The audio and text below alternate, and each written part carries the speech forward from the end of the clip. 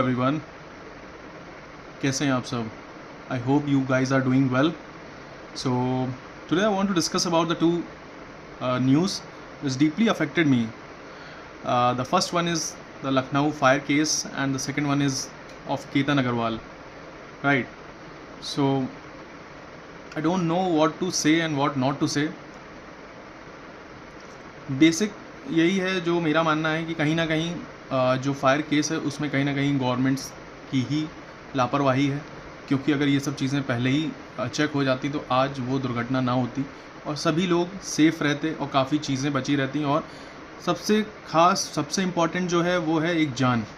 तो काफ़ी चीज़ें लॉस्ट हुई हैं, जाने गई हैं, और ये सब जाने जब चली गई हैं उसके बाद जब गवर्नमेंट ऑफिशियल्स आके सिंपैथी देते हैं तो उससे क्या होगा, उससे क्या ही मिल जाएगा। जो चला गया वो चला गया गाइस। सो मुझे ये नहीं समझ में आता है कि हादसे से पहले का प्रोसीजर ये लोग क्यों नहीं फॉलो करते हैं कि वो हादसा ही ना हो कभी लाइफ में। तो ये गवर्नमेंट कर क्या रही है, मुझे ये नहीं समझ में आता है। और हम जैसे जो हैं जो वोट देते हैं, because guys when after something happens after that people are coming and giving their sympathy, this is very worthless. Ask to those parents, just listen to what they are saying.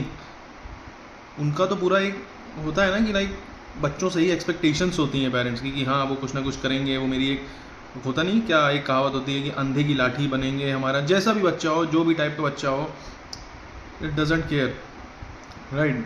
सो माँ बाप के लिए बच्चे बच्चे ही होते हैं। सो वही चीज़ है कि मुझे ये नहीं समझ में आता कि हम लोग क्यों नहीं क्वेश्चंस पुट ऑन करते हैं अगेंस्ट द गवर्नमेंट कि why they are not doing their work proper. Like KDA, जिसमें KDA डिपार्टमेंट इन्वॉल्व है एंड वो सब डिपार्टमेंट इन्वॉल्व हैं जिन्होंने उस नक्शे को जब बिल्डिंग 2016 में गिराने की बात हुई थी तो वो डिमोलिश क्यों नहीं करी गई एट दैट टाइम।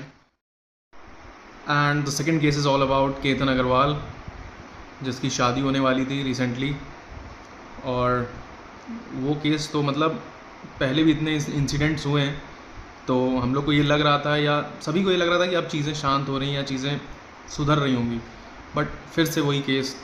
तो जो हम लड़के हैं या कोई भी है जो मर्द जात है, वो कैसे अब बिलीव कर पाएगा मैरिज में, मुझे तो ये नहीं समझ में आता है। स्टिल कुछ लोगों की वजह से पूरा समाज डरेगा अब शादी करने से, क्योंकि हर दूसरे या तीसरे महीने कोई ना कोई ऐसा केस आ ही जाता है। ये क्यों हो रहा है, कैसे हो रहा है, इसके पीछे का रूट कॉज कोई जानना ही नहीं चाहता है। रूट कॉज बेसिक सी एक चीज़ है, पेरेंटिंग। और बेसिकली क्या होता है कि जो चीज़ें आप घर में शेयर नहीं कर पा रहे हो, लाइक जो चीज़ें घर में थोपी जा रही हैं लड़कियों के ऊपर कहीं ना कहीं। अगर मेरा मानना ये है, अगर आप फ्रीनेस दे रहे हो तो हर चीज़ में फ्रीनेस दो, वरना मत दो।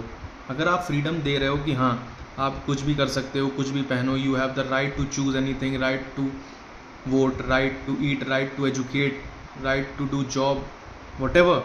But when the time comes for the marriage, then आपको अचानक से याद आता है कि हाँ मुझे हक दिखाना है इसमें, मुझे अपने पसंद के लड़के से शादी करानी है एंड ऑल।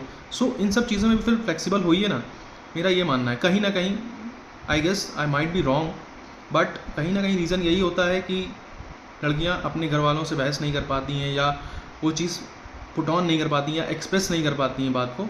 तो कहीं ना कहीं वही चीज़ है इमोशनल, वो चीज़ इमोशनल टॉर्चर में कन्वर्ट हो जाती है, और फिर वही इमोशनल टॉर्चर कहीं ना कहीं एक क्रिमिनल माइंडसेट को क्रिएट करता है। So it's my humble request to all people, stay safe, stay alerted wherever you guys are going और ट्रेवलिंग।